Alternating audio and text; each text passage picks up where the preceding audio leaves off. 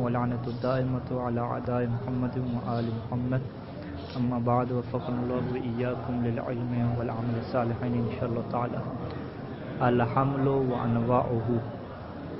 وصفنا كل من الكليات الخمسة بالمحمول وأشرنا إلى أن الكلي المحمول ينقسم إلى الذاتي والعرضي. گفتگو کلیات خمسہ میں جاری ہے اور ابھی کی جو بحث ہے وہ بحث اس وجہ سے مصنف چھیڑ رہے ہیں چونکہ کلیات خمسہ میں مصنف نے ایک جملہ کہا ہے اور اس جملے کے اوپر 3 قسم کے سوالات کیے گئے ہیں. مصنف نے کلیات خمسہ میں کہا ہے کہ جتنی بھی ہمارے پاس کلیات خمسہ ہیں یہ کیا واقع ہوتی ہیں؟ محمول واقع ہوتی ہیں. اور جب یہ محمول واقع ہوتی ہیں تو ہم یہ دیکھتے ہیں کہ محمول ہمارے پاس 2 طرح کے ہیں، یا ذاتی ہوں گے یا عارضی ہوں گے. یہ جملہ کب کہا تھا؟ کہ جب مصنف نے کہا کہ الذاتی والعرضی، وہاں پہ جب تفسیر کی تھی ذاتی کی تو وہاں پہ کہا تھا الذاتی هو المحمول. ٹھیک ہے، ذاتی کیا کہا؟ هو المحمول کہا. اور اسی طریقے سے جب عرضی کی تعریف کی، وعلیکم السلام ورحمۃ اللہ، تو وہاں پر بھی کیا کہا؟ هو المحمول. دونوں کو کیا بنایا؟ محمول بنایا. اور کلیات خمسہ یا تو ذاتی ہوتی ہیں یا عارضی ہوتی ہیں، بس ساری کی ساری کلیات خمسہ کیا کہلائیں گی؟ محمول کہلائیں گی. محمول کیا مطلب؟ یعنی جس سے ہم کہتے ہیں مبتدا کی خبر. مثال کے طور پہ 5 کلیات خمسہ کی ہم کیسے مثالیں بنائیں گے؟ پہلی نو تھی. نو کیسے محمول واقع ہوتی ہے؟ جب ہم کہتے ہیں کہ زید انسان، زید انسان ہے تو زید موضوع ہو گیا، انسان اس کی خبر ہو گئی یا منطق مطابق محمول ہو گیا.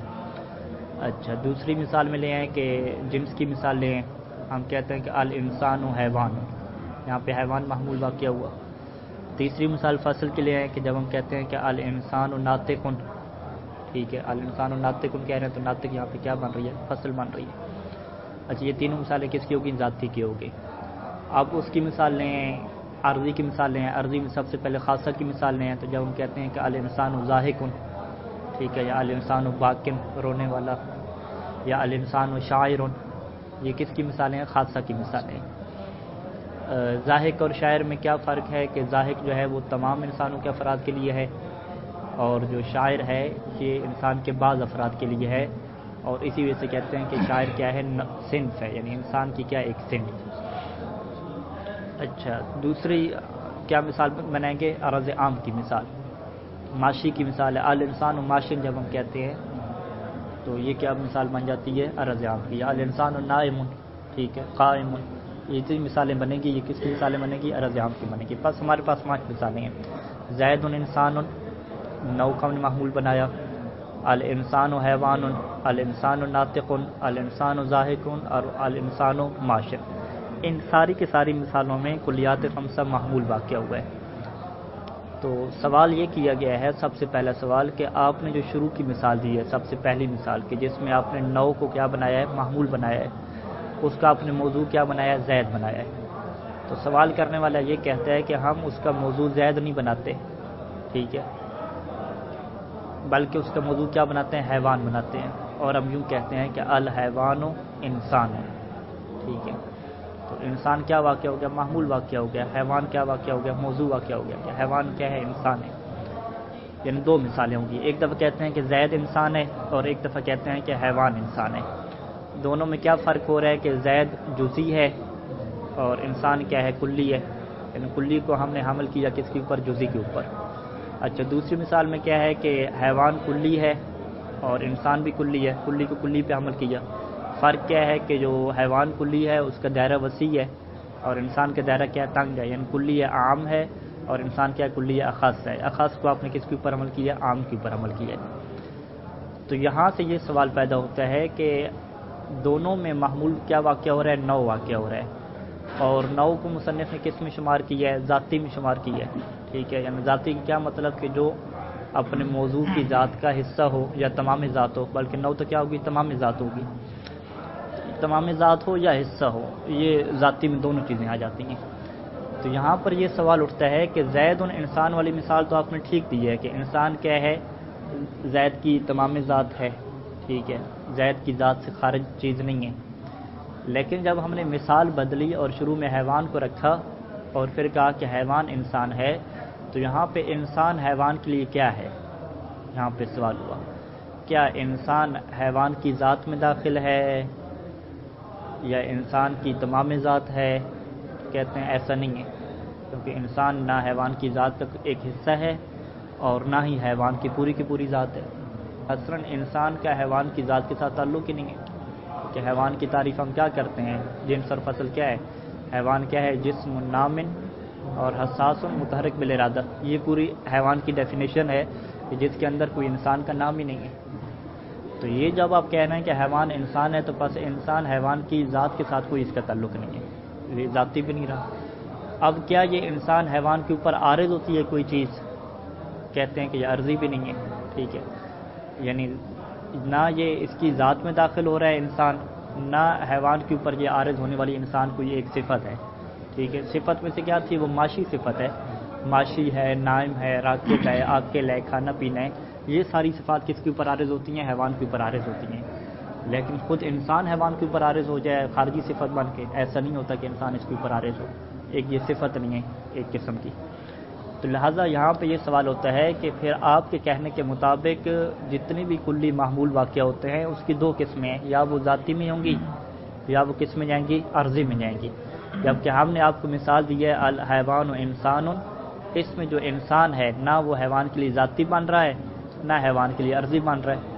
تو پھر وہ جو آپ کا دعویٰ تھا کہ ہر کلی محمول یا ذاتی ہوگی یا عرضی ہوگی، پس جب ذاتی عرضی ہوگی تو وہ کلیات خمسہ میں سے ایک بنے گی۔ تو اب یہ جو انسان ہے نہ حیوان کے لیے جنس ہے، نہ نوع ہے، نہ فصل ہے، نہ ذاتی ہے اور نہ یہ عرضی ہے، نہ یہ حیوان کا خاصہ ہے اور نہ یہ حیوان کے لیے کیا ہے؟ عرض عام ہے۔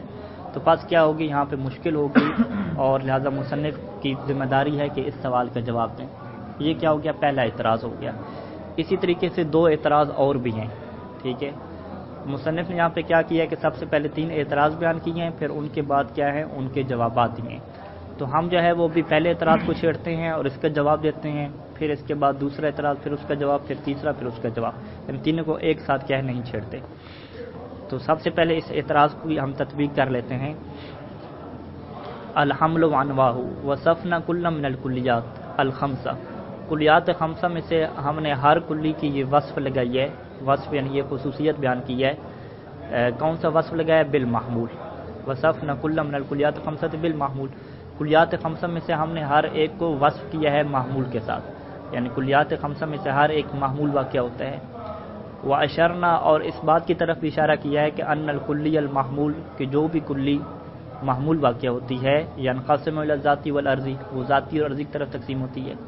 یہ سارے کے سارے اشارے کہاں پہ ہوئے ہیں؟ کہ جب عنوان مصنف نے لکھا تھا الذاتی والعرضی کا، تو وہاں پہ یہ ساری تفصیل بیان کی تھی کہ کوئی بھی کلی اگر محمول واقع ہوتی ہے تو وہ دو حالوں سے خارج نہیں ہوگی، یا وہ ذاتی بنے گی یا عارضی بنے گی۔ وَهَذَا أَمْرٌ يَحْتَاجُ إِلَى التَّوْضِيحِ وَالْبَيَانِ، یہ جو شروع میں ہم نے کہا کہ محمول کلی بنتی ہے، پھر محمول دو چیزوں سے خارج نہیں ہوتی، یا ذاتی ہوتی ہے یا عارضی ہوتی ہے، اس میں مزید وضاحت کی اور بیان کی ضرورت ہے، کیونکہ اگر مزید وضاحت اور بیان نہیں ہوگا تو پھر سائل کیا کر دے گا؟ سوال کر دے گا۔ وَهَذَا أَمْرٌ يَحْتَاجُ، یہ جو معاملہ ہم نے لکھا ہے، ٹھیک ہے، امر معاملہ کے معنی میں بھی آتا ہے، ٹھیک ہے۔ امر یعنی ایک تو امر کیا ہوتا ہے؟ حکم دینے کے معنی میں آتا ہے نا، اور ایک امر کس کے ہوتے ہیں؟ آتا ہے کہ آپ کا امر، آپ کا معاملہ، آپ کی شان، اس کے مطلب میں آتا ہے۔ اور دونوں میں فرق کیا ہے کہ وہ جو امر حکم کے لیے آتا ہے اس کی جمع کیا آتی ہے؟ اوامر آتی ہے، ٹھیک ہے، مولا کے اوامر، اللہ کے اوامر، اوامر الہی۔ اور یہ امر جو معاملہ کے معنی میں آتا ہے، کسی کا معاملہ، اس کی جمع کیا آتی ہے؟ امور آتی ہے، ٹھیک ہے، آپ کے امور کی دیکھ بھال کروں گا، یہ نہیں کہیں گے کہ آپ کے اوامر کی دیکھ بھال کروں گا، نہیں، اوامر کی اطاعت ہوتی ہے اور امور اور معاملے کی کیا ہوتی ہے؟ دیکھ بھال ہوتی ہے، یا اس کے بارے میں وضاحت ہوتی ہے۔ تو وَهَذَا أَمْرٌ، یہ جو معاملہ ہے یہ محتاج ہے، کس بات کا محتاج ہے؟ کہ ہم مزید اس کی کیا کریں؟ وضاحت بیان کریں۔ کیوں؟ لأن سائلا، کیونکہ کوئی بھی سائل جو ہے وہ قد یسأل، کبھی یہ سوال کر سکتا ہے، فیقول، اور وہ یہ کہتا ہے کہ ان النوع قد يحمل على الجنس، ہم نوع کو کس پہ عمل کر رہے تھے؟ زید انسان، ہم زید کے اوپر انسان کو حمل کر رہے تھے، یعنی جزئی کے اوپر کلی کو حمل کر رہے تھے۔ لیکن یہ بندہ کیا کہتا ہے کہ آپ ایسا کریں کہ ان النوع، نوع کو آپ کیا کریں؟ قد يحمل الجنس، نوع کو کبھی کبھار جنس پہ بھی حمل کیا جاتا ہے، اور کیا کہا جاتا ہے کہ الحیوان و انسان، ایک مثال یہ ہو جائے گی، یہ دوسری مثال کیا ہو سکتی ہے کہ الانسان و الحیوان و فرس، یا تیسری کیا ہے کہ الحیوان و جمل، جمل یعنی گھوڑا، ٹھیک ہے، جنگ جمل سے یاد ہے ہمیں جمل الی آخری۔ اس کے علاوہ کیا ہے، ساری جو آخری مثالیں ہیں، بہت ساری مثالیں ایسی بنتی ہیں کہ جہاں پہ ایک جنس کے اوپر آپ کس کو حمل کر رہے ہیں، انسان کو حمل کر رہے ہیں، یعنی نو کو حمل کر رہے ہیں۔ اونٹ ہوگا چلیں، جمل کیا ہے، اونٹ ہے، گھوڑا نہیں ہے، ٹھیک ہے، جنگ جمل جو ہے وہ اس میں اونٹ نہیں آیا تھا، گھوڑا آیا تھا، معذرت۔ اچھا خوب، انسان کیا ہے، نو ہے، فرس کیا ہے، نو ہے، اور جمل کیا ہے، نو ہے۔ جمل کا مطلب اونٹ، میری زبان سے نکل کے گھوڑا، مراد وہی تھی ذہن میں۔ وہ ہے کتاب لمہ میں بحث ہے متاجر کی، وہاں پہ بحث آتی ہے سمن اور مسمن۔ سمن کہتے ہیں پیسوں کو، تو ہمارے استاد جب پڑھاتے تھے وہ سمن کی جگہ صنم کہہ دیتے تھے تو انہوں نے پھر ہمیں کہا کہ جب میں صنم کہوں تو آپ سمن ہی سمجھنا تو یہ ایسی زبان پھسلتی رہتی ہے۔ اچھا خوب، تو جمل سے مراد ہماری گھوڑا نہیں ہے، وہی اونٹ ہی ہے، ٹھیک ہے۔ اچھا، ان ساری مثالوں میں کیا ہوا ہے کہ نو کو آپ نے حمل کیا ہے جنس کے اوپر، انسان ایک نو ہے، فرس نو ہے، اور جمل کیا ہے، نو ہے۔ معنی الانسان بالقیاس الی الحیوان، اب اعتراض کیا بن رہا ہے کہ معنی الانسان بالقیاس الی الحیوان، اگر انسان کو حیوان کی نسبت سے دیکھیں تو لیس ذاتی لہو، انسان حیوان کے لیے ذاتی نہیں ہے، کیونکہ انسان حیوان کے لیے نہ جنس ہے، نہ نو ہے، اور نہ ہی کیا ہے، فصل ہے، کچھ بھی نہیں ہے۔ حیوان کی ہمیں ڈیفینیشن معلوم ہے، اس میں انسان کا نام نہیں آتا۔ حیوان کی تعریف کیا ہے، جسم نامن حساس متحرک بالارادہ، اس میں انسان کا کہیں بھی ذکر نہیں ہے، لہذا انسان کا حیوان کی ذاتی کے ساتھ کوئی تعلق نہیں ہے۔ لأنہ لیس تمام الحقیقت، نہ ہی تمام حقیقت ہے تاکہ آپ اسے کیا کہیں، نو کہیں، حیوان کی نو کہیں۔ ولا جزءھا، اور نہ ہی کیا جز ہے، تاکہ جز ہو تو آپ اسے کس میں ڈالیں، یا فصل میں ڈالیں یا جنس میں ڈالیں۔ ولا عارضیا خارجا عنہ، اور نہ ہی کیا ہے انسان حیوان کے لیے عارضی ہے، جس کے اوپر عارض ہونے والی کوئی صفت ہے جو کہ کیا ہو، خارجا عنہ، اس حیوان سے کیا ہو، خارج ہو۔ حیوان کی ذات سے خارج انسان کیا ہے، ایک عرض ہونے والی نہیں ہے، تاکہ آپ یہ کہیں کہ حیوان کے لیے انسان کیا ہے، ایک خاصہ ہے، جس طریقے سے ماشی کیا ہے، چلنے والا حیوان کے لیے خاصہ ہے، ماشی کی طرح بھی نہیں ہے، عرض خاصہ بھی نہیں ہے، عرض عام بھی نہیں ہے۔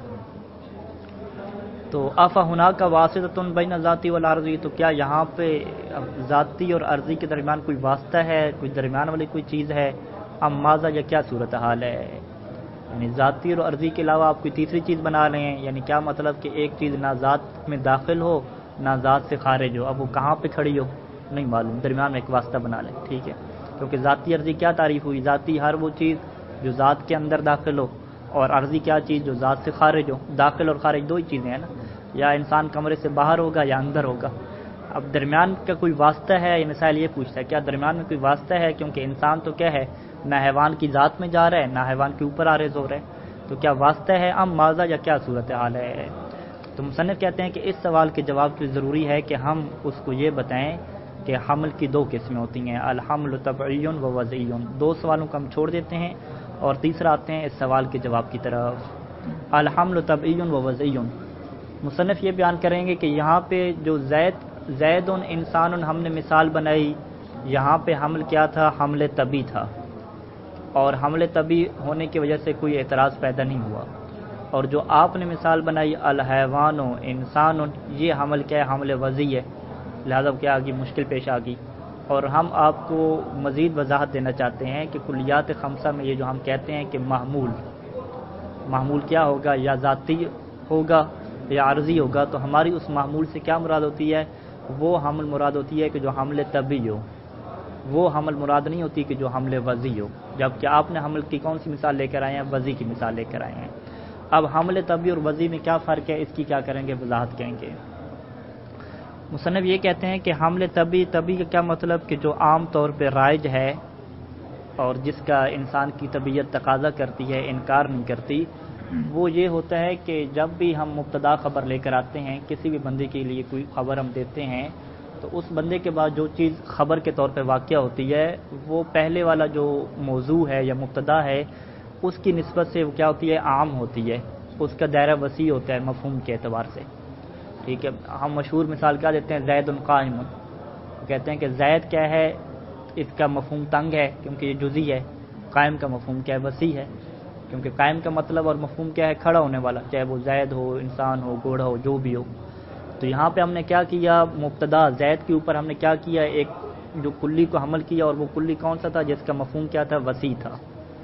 یعنی مصنف یہ فرمانا چاہتے ہیں کہ ہمارے معاشرے میں رائج جو چیزیں ہیں، اور جو چیز رائج ہے عام طور پہ ہر جگہ پہ ناب صرف میں اپنی گفتگو میں چلے جائیں، تو جب بھی کسی کے بارے میں کوئی حکم لگایا جاتا ہے تو وہ اس حکم میں جو مفہوم کلی استعمال کیا جاتا ہے وہ موضوع کی نسبت سے کیا ہوتا ہے؟ وسیع ہوتا ہے۔ آپ کیا کہتے ہیں؟ آپ کوئی بھی مثال لے لیں، آپ کسی بندے کے بارے میں بتانا چاہ رہے ہیں کہ وہ بڑا جناب علی چالاک انسان ہے، تو چالاک انسان یہ بھی کلی ہے۔ اچھا، کسی کے بارے میں یہ بتانا چاہ رہے ہیں کہ وہ رات کو جو ہے وہ نہیں سوتا، نہ سونا بھی کلی مفہوم ہے، ٹھیک ہے۔ اسی طریقے سے آپ زید کے بارے میں بتانا چاہ رہے ہیں کہ زید انسان ہے، تو انسان بھی کیا ہے؟ کلی مفہوم ہے، ٹھیک ہے۔ تو جب کلی کو اپنے سے جو اخص ہے اس پہ جب آپ حمل کریں گے تو یہ کیا ہو جائے گا؟ حمل طبی ہو جائے گا، ٹھیک ہے۔ اسے کیا کہتے ہیں کہ ہم عام کو کس کے اوپر حمل کریں؟ اخص کے اوپر حمل کریں۔ قرآن کی آیات میں بھی ایسے ہے کہ ان الانسان لفی خسر میں کیا ہوا ہے کہ انسان خسارے میں ہے، تو انسان کا کیا ہے؟ مفہوم نکالیں اور خسارے میں ہونے کے مفہوم نکالیں، تو کس کا مفہوم وسیع ہے؟ خسارے میں ہونے کا مفہوم وسیع ہے، کیونکہ خسارے میں ہونا کیا ہے؟ ایک عام ہے، چاہے انسان ہو، فرشتہ ہو، کوئی بھی ذات ہو خسارے میں ہونے والی، چاہے حیوان ہو، کوئی بھی ہو۔ انسان کا دائرہ کیا ہو گیا؟ تنگ ہو گیا، ٹھیک ہے۔ تو بس ایک اخص مفہوم کے اوپر جب ہم عام کو حمل کرتے ہیں تو یہ حمل کیا بنتا ہے؟ نیچرل بنتا ہے، طبیعت کے مطابق ہوتا ہے، ہر کوئی اس کو استعمال کرتا ہے، قبول کرتا ہے۔ لیکن جب آپ کام الٹ کر دیں کہ پہلے آپ عام لے کر آ جائیں، اس کے اوپر کیا حمل کریں؟ آپ اخص کا حمل کریں۔ پہلے آپ کہہ رہے تھے کہ زید انسان ہے، آپ اس کو الٹ کر دیں، آپ کہیں کہ انسان زید ہے، تو کہتے ہیں ایک ایسا حمل ہوتا ہے کہ جس کو عام طور پہ طبیعت انسان کی قبول نہیں کرتی۔ اس نے پوچھا کہ انسان کون ہے؟ وہ کہتے ہیں کہ انسان زید ہے، ٹھیک ہے۔ کیوں نہیں قبول کرتی؟ کیونکہ انسان ایک کلی چیز ہے، آپ کہہ رہے ہیں کہ انسان زید ہے تو اس کو طبیعت قبول نہیں کرے گی، تو اس کا مطلب ہے کہ یہ حمل طبی نہیں ہے، نیچرل نہیں ہے، بلکہ کیا کر رہے ہیں؟ وضع آپ بنا رہے ہیں اس کو، ٹھیک ہے۔ آپ اس عمل کو اپنی طرف سے بنا کے لا رہے ہیں، جب آپ اپنی طرف سے بنا کے لا رہے ہیں تو یہ عمل کیا ہو جائے گا؟ وضعی ہو جائے گا، ٹھیک ہے۔ اسی طریقے کی آپ کی مثال بھی ہے، آپ نے کیا مثال دی ہے؟ الحیوان، انسان ان کی مثال دی، ٹھیک ہے۔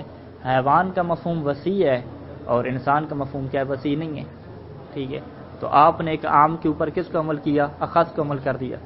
تو آپ نے کہا کہ حیوان کیا ہوتا ہے؟ انسان ہوتا ہے، حیوان انسان ہوتا ہے، اس کو طبیعت قبول نہیں کرتی اس عمل کو، لیکن آپ نے بنا دیا ہے تو یہ عمل کیا ہو گیا؟ وضعی ہو گیا۔ اور کلیات خمسہ میں جب ہم نے کہا ہے کہ کوئی بھی کلی جب معمول واقع ہوتی ہے تو یا وہ ذاتی ہوتی ہے یا عرضی ہوتی ہے، تو ہماری اس حمل سے کیا مراد تھی؟ وہ حمل تھی جو نیچرل طور پہ موجود ہے، جو حمل طبی ہوتا ہے کہ پہلے اخص رکھا جاتا ہے اس کے بعد عام رکھا جاتا ہے۔ اگر آپ نیچرل سے اور طبیعت سے ہٹیں گے تو اعتراض پھر ہمارے اوپر نہیں آئے گا، اعتراض کس کے اوپر آئے گا؟ آپ کے اوپر آئے گا، ٹھیک ہے۔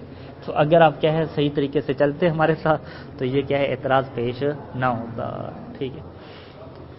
اچھا، اب کیا ہے؟ ایک اور مثال ہے کہ الانسان ناطق، یہ مثال ٹھیک ہے، انسان کیا ناطق ہے، پیچھے ہم نے پڑھی ہے نسب اربع میں یہ مثال پڑھی ہے، ٹھیک ہے، دونوں مساوی کی ہیں، نسبت ہے۔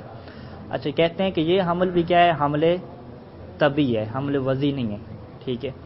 کیوں جی؟ وہ کہتے ہیں کہ انسان کا جو مفہوم ہے وہ اس کا دائرہ تنگ ہے، جبکہ جو ناطق کا مفہوم ہے اس کا دائرہ کیا ہے؟ وسیع ہے، یعنی انسان اخص ہے اور ناطق کیا ہے؟ عام ہے، ٹھیک ہے۔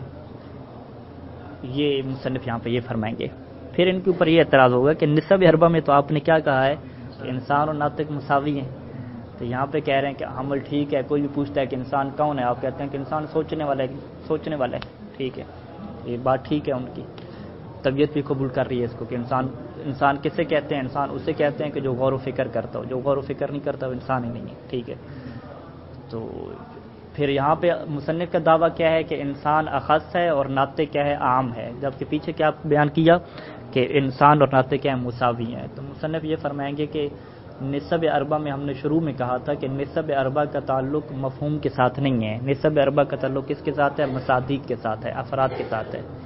یعنی کسی بھی مفہوم کا دائرہ وسیع ہونا اور تنگ ہونا کس اعتبار سے ہے؟ مفہوم کے اعتبار سے نہیں دیکھیں گے نسب اربع، مصادیق کے اعتبار سے دیکھیں گے۔ جس کے مصادیق زیادہ ہو گئے وہ کیا ہو جائے گا؟ بڑا بن جائے گا، اس کے تعلقات زیادہ ہو جائیں گے، وہ عام ہو جائے گا، وہ کبیر ہو جائے گا۔ اور چونکہ یہاں پہ انسان کے مصادیق دیکھیں اور ناطق کے مصادیق دیکھیں، دونوں کے افراد ایک جیسے ہیں. جب ایک جیسے ہیں تو لہٰذا ہم کیا کہہ رہے ہیں؟ مساوی کہہ رہے ہیں. لہٰذا افراد کے اعتبار سے، خارج کے اعتبار سے ایک جیسے ہیں. نسب اربع میں ہم نے مفہوم کو چھیڑی نہیں ہے. ہم نے شروع میں مقدمے میں لکھا ہے کہ نسب اربع کا تعلق افراد کے ساتھ ہے، مصادیق کے ساتھ ہے. آپ خارج میں دیکھیں گے، مفہوم کو آپ نہیں دیکھیں گے. اور ابھی جب ہم کہہ رہے ہیں تو ابھی ہم کس کو دیکھ رہے ہیں؟ مفہوم کو دیکھ رہے ہیں.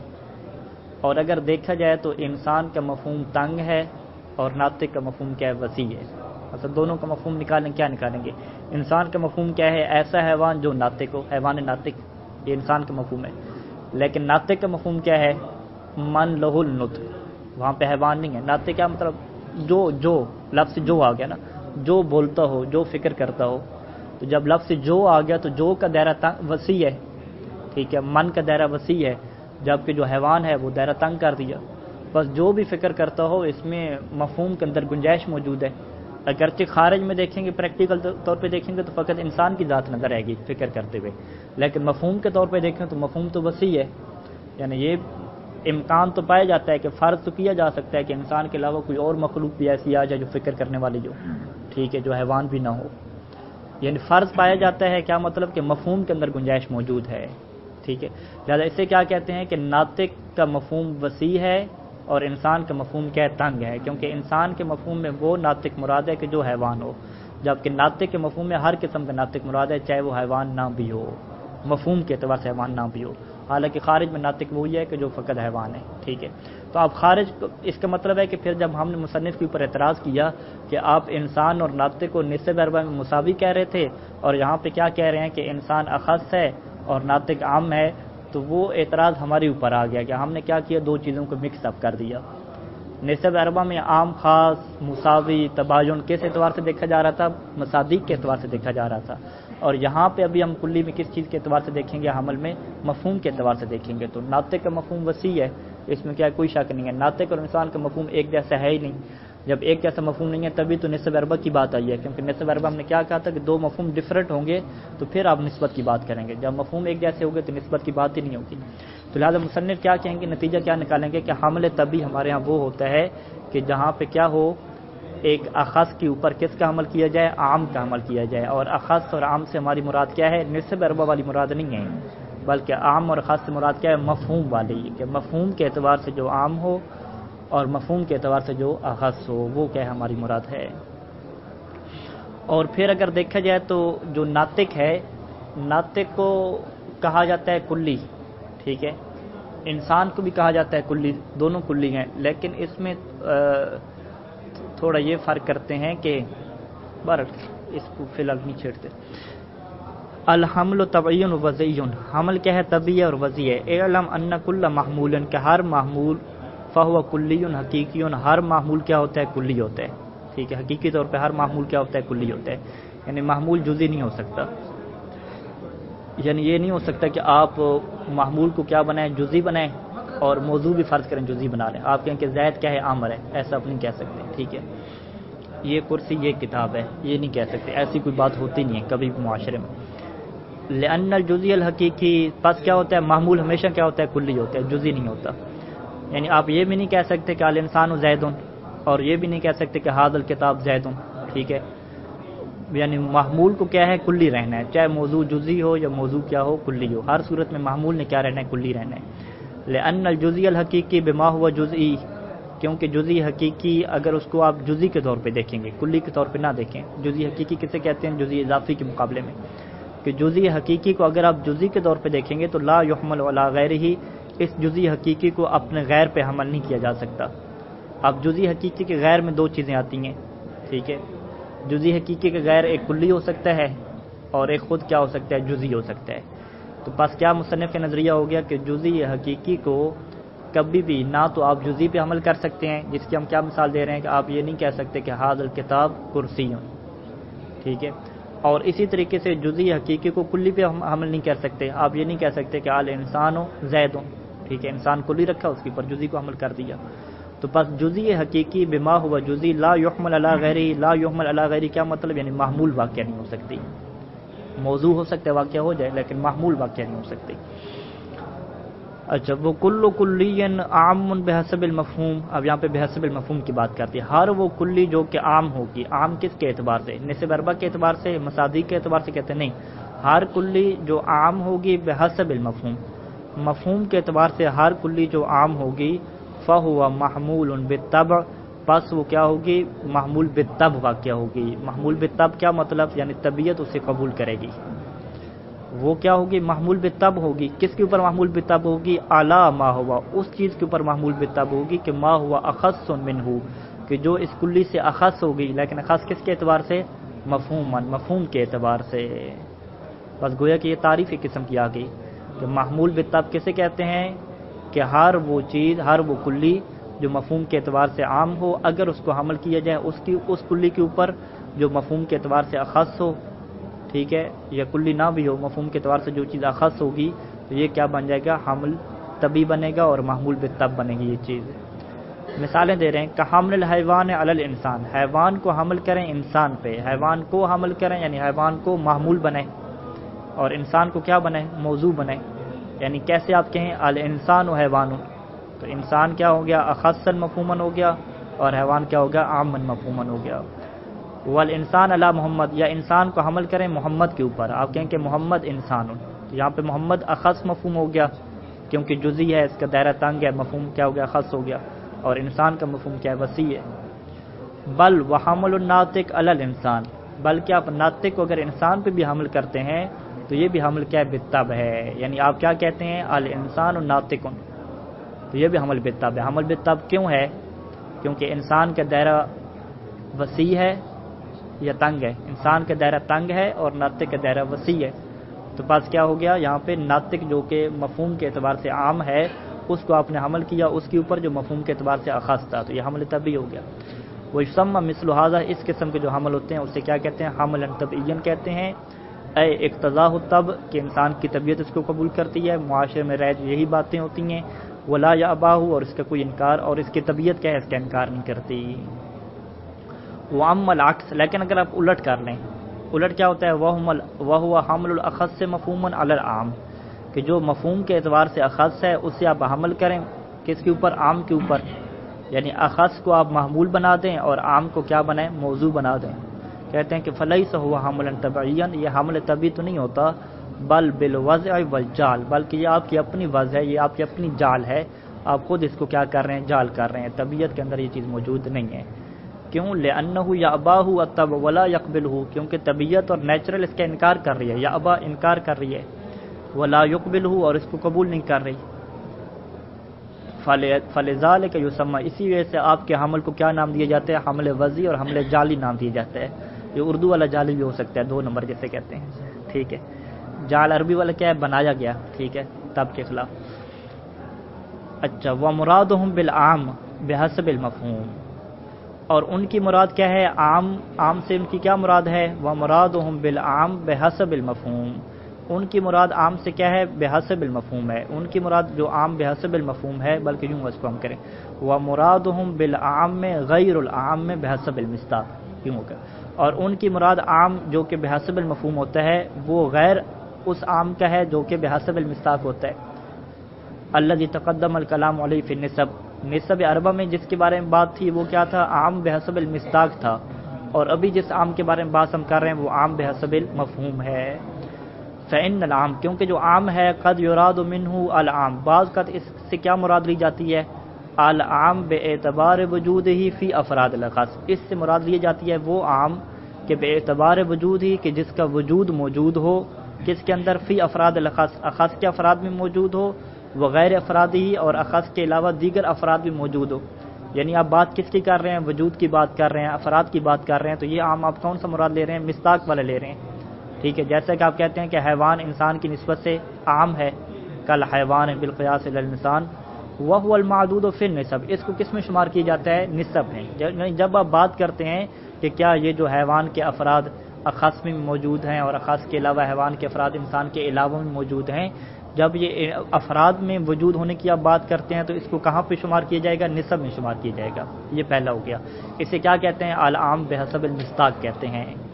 وقد یراد منہ العام باعتبار المفہوم فقط، اور بعض کا تو اس عام سے کیا مراد لی جاتی ہے کہ جس کا مفہوم کیا ہو، عام ہو فقط۔ اب مفہوم عام ہونے کا یہ لازمہ نہیں ہے کہ ہو سکتا ہے یہ نسب اربع کے اعتبار سے کیا ہو، عام نہ ہو بلکہ مساوی ہو، ٹھیک ہے۔ یعنی فقط آپ نے کیا دیکھنا ہے کہ مفہوم کے اعتبار سے عام ہے۔ وَإِن كَانَ مُسَاوِيًا بِحَسَبِ الْوُجُودِ بِحَسَبِ الْمِصْدَاقِ بِحَسَبِ الْأَفْرَاد، ٹھیک ہے۔ اگرچہ اگر آپ دیکھیں تو یہ وجود کے اعتبار سے اور افراد کے اعتبار سے مساوی بن جائے، لیکن فقط مفہوم کے اعتبار سے دیکھیں گے تو کیا بنے گا، عام بنے گا۔ اور اس کی مثال کیا ہے کہ کالناطق بالقیاس الی الانسان، ناطق کو اگر آپ انسان کی نسبت سے دیکھیں تو فإن مفہومہ، تو ناطق کا مفہوم کیا ہے کہ انہ شیء، کہ ایک ایسی چیز ما لہ النطق، کہ جس کے لیے نطق ہو، جس کے لیے فکر ہو۔ اب یہاں پہ شیء آ گیا، حیوان نہیں آیا۔ من غیر التفات الی کون ذلک شیء، اس چیز کی طرف توجہ کیے بغیر کہ الی کون ذلک شیء، کہ یہ جو چیز ہے چاہے انسان ہو او لم یکن، یا انسان نہ ہو، بس یہ وسیع ہو گیا نا، یعنی جس کے لیے نطق ہو چاہے انسان ہو یا غیر انسان ہو، یہ ایک وسیع مفہوم ہے۔ وانما یستفاد کون الناطق انسانا دائما من خارج المفہوم، اور یہ جو آپ کہتے ہیں کہ بھی ناطق تو فقط انسان ہی ہوتا ہے، غیر انسان تو نہیں ہوتا، ہم کہتے ہیں کہ انما یستفاد، اس بات کو جو سمجھا جاتا ہے، استفادہ کیا جاتا ہے کہ کون الناطق، کہ ناطق ہمیشہ کیا ہوتا ہے، انسان دائما، ہمیشہ انسان ہوتا ہے، اس بات کو کہاں سے سمجھا جاتا ہے، من خارج المفہوم۔ پھر آپ مفہوم سے نکل گئے ہیں، کہاں پہ چلے گئے ہیں، نسب اربع میں اور افراد میں چلے گئے ہیں، جبکہ ہم آپ کو کہاں پہ روکنا چاہ رہے تھے، فقط مفہوم پہ روکنا چاہ رہے تھے۔ اگر آپ فقط مفہوم پہ رک جائیں تو مفہوم اس کا کیا ہے، وسیع ہے، کس کی نسبت سے، انسان کی نسبت سے۔ لیکن اگر مفہوم پہ نہ رکیں، آپ خارج میں چلے جائیں تو پھر انسان اور ناطق دونوں کیا ہو جائیں گے، برابر ہو جائیں گے۔ لہذا خارج یہ مفہوم کے اعتبار سے برابر ہیں، لیکن فقط مفہوم کے اعتبار سے برابر نہیں ہے، بلکہ انسان الگ مفہوم رکھتا ہے اور ناطق الگ مفہوم رکھتا ہے۔ تبھی الگ مفہوم رکھتے ہیں تو ہم نے نسب اربع کو دیکھا ہے، اگر مفہوم ایک جیسا ہوتا تو نسب اربع کو ہم کیسے دیکھتے ہیں۔ اور الگ مفہوم کیسے ہے، ہم ایسے کہیں گے کہ انسان کا مفہوم اخص ہے اور ناطق کا مفہوم کیا ہے، عام ہے۔ فالناطق بحسب المفہوم، بس ناطق بحسب المفہوم کیا ہے، عام من الانسان، انسان کی نسبت سے عام ہے۔ وکذالک الزاحق، اسی طریقے سے زاحق بھی کیا ہے، عام ہے، زاحق کا مفہوم انسان کی نسبت سے عام ہے۔ وان کان بحسب الوجود، اگرچہ وجود کے اعتبار سے دونوں کیا ہیں، مساویین للانسان، وجود کے اعتبار سے زاحق اور ناطق انسان کے مساوی ہیں، تبھی تو نسب اربع میں کہتے تھے کہ انسان اور ناطق مساوی کی نسبت ہے، انسان اور زاحق میں کون سی نسبت ہے، مساوی کی نسبت ہے، وجود کے اعتبار سے مساوی ہیں۔ وہکذا جمیع المشتقات، اسی طریقے سے تمام وہ مشتقات کہ لا تدل علی خصوصیت ما تقال علیہ، کہ جن کے اوپر یہ بولے جاتی ہیں مشتقات، وہ دلالت نہیں کرتے کسی خصوصیت کے اوپر، لا تدل علی خصوصیت ما تقال علیہ، یعنی جس چیز کے اوپر یہ دلالت کرتے ہیں اس کے اوپر کسی خصوصیت کو یہ بیان نہیں کرتے۔ کالساحل بالقیاس علی الفرد، جیسے کہ جو ساحل ہے، ساحل کا مفہوم وسیع ہے، حیوان کے علاوہ بھی ساحل ہو سکتا ہے، وہ آواز ایک خاص لگانے والا۔ والباغم للغزال، اور جو صفت باغم ہے، باغم کا کیا مطلب ہے نہیں دیکھا میں نے، غزال یعنی ہرن کے لیے باغم کیا چیز، ساحل ہنہنانا، ہنہنانے کی آواز جو ہے۔ اچھا، والصاد للبلبل، اور چہچہانا، ٹھیک ہے، سادے کو جو چہچہانا ہے یہ کیا ہے، بلبل کی نسبت سے کیا ہے، عام ہے، اور ماشی کیا ہے، عام ہے حیوان کی نسبت سے۔ تو یہ جو سادے ہے، ماشی ہے، باغم ہے، ساحل ہے، ان کے اندر کوئی خصوصیت کو لحاظ نہیں کیا گیا، خصوصیت کو کہاں پہ لحاظ نہیں کیا گیا، مفہوم کے اعتبار سے، ٹھیک ہے، کوئی مفہوم کے اعتبار سے یہ عام ہے، کوئی خصوصیت نہیں ہے۔ وَإِذَا اتَّضَحَ ذَلِكَ، جب یہ ساری بات آپ کے لیے واضح ہو جائے گی تو يَظْهُرُ الْجَوَابُ عَنِ السُّؤَالِ الْأَوَّلِ، تو وہ جو سوال کیا تھا اس نے کہ جب آپ الحیوان و انسان کہتے ہیں تو انسان نہ ذاتی ہے نہ عرضی ہے، اس سوال کا جواب واضح ہو جاتا ہے۔ لأن المقصود من المحمول فی الکلیات الخمسہ، کیونکہ کلیات الخمسہ میں محمول سے کیا مراد ہے، المحمول بالطب مراد ہے، نہ کہ جو بھی آپ حمل بنا کے لیتے ہیں اپنی طرف سے وہ بنتا جائے گا، نہیں، بلکہ سوال کا جواب واضح ہو جائے گا، اور سوال کا جواب کیا ہو جائے گا کہ الحیوان و انسان کہنا ہی غلط ہے، آپ جو حمل بنا رہے ہیں وہ اپنی طرف سے جعلی حمل بنا رہے ہیں، وضعی حمل بنا رہے ہیں، جبکہ ہماری مراد حمل سے کیا ہے، کلیات خمسہ میں محمول بالطب ہماری مراد ہے، محمول بالوضع ہماری مراد ہی نہیں ہے۔ لہذا آپ کا سوال کیا ہے، ہماری مراد سے ہٹ کے ہے اور سوال ہی غلط ہے، اور اگر آپ اس محمول بالطب کی کوئی مثال لے کر آئیں تو وہاں پہ ہمارا قاعدہ کلیہ نہیں ٹوٹے گا، یعنی جب بھی آپ مثال محمول بالطب کی لے کر آئیں گے تو وہاں پہ ہمیشہ کیا ہو جائے گا، محمول کلیات خمسہ میں سے کوئی ایک ہوگا، یا وہ ذاتی ہوگا، جنس نو فصل ہوگا، یا وہ خاصہ میں سے جائے گا۔ وصلی اللہ علی محمد و آلہ اجمعین۔